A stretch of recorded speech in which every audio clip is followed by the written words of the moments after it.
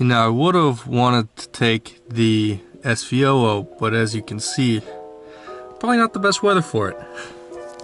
So what's going on, guys? As you can see, it is definitely raining outside from that first clip. So it's kind of a crappy day. I just wanted to shoot a quick video, kind of just drive and talk style, where we go through, as you can see from the title, an SVO owner's perspective on this new kind of special edition 4-cylinder turbo Mustang. As you can see, obviously, if you know anything about the SVO, it being the kind of original 4-cylinder turbo special edition Mustang, and just kind of talk through what I think about it, if I would want to get one, and everything kind of regarding that car. So first, if you haven't heard, and I'll put some kind of pictures in the background as well, the Ford has come up with a new kind of like trim level of the Mustang, I would say. It's a EcoBoost Mustang. It's the same body, everything like that, but what they've done is they've taken the leftover kind of parts from the Focus RS. As you guys know, Ford's no longer making cars, so the RS is kind of dying away now, in North America at least. But because of that, they're putting that Focus RS engine inside the EcoBoost Mustang. So before it was still a 2.3 liter turbo, and there were definitely some similarities between the two engines, but they've adapted the bigger turbo, they've adapted the engine layout to this Mustang, so it is slightly different than the engines you'll find in the other ones, and because of it, you're going to get an extra 20 horsepower. The torque will be the same 350, but that 350, it's going to be available over a lot wider spread of the RPMs. It's going to be available from, like, I think they were saying 90% is available between 2,500 and 5,500, which is amazing. And then the car will pull a lot greater towards the 6,500 RPM redline, whereas on the other EcoBoost, it starts to die off around redline.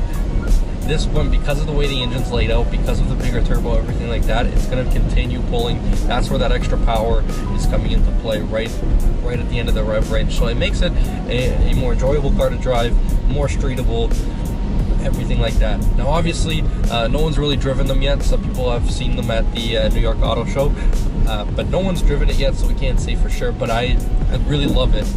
It's like people are saying, it's going to be the kind of the autocross option. It's going to be the car that handles. It's kind of a limited edition car.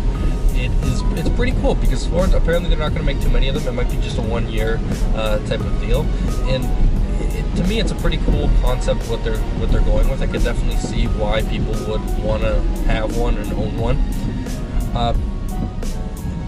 But for me, I just don't think that it would be something that I'd want to go with. With how good the Coyote engine is now, I couldn't see myself being able to pass that up.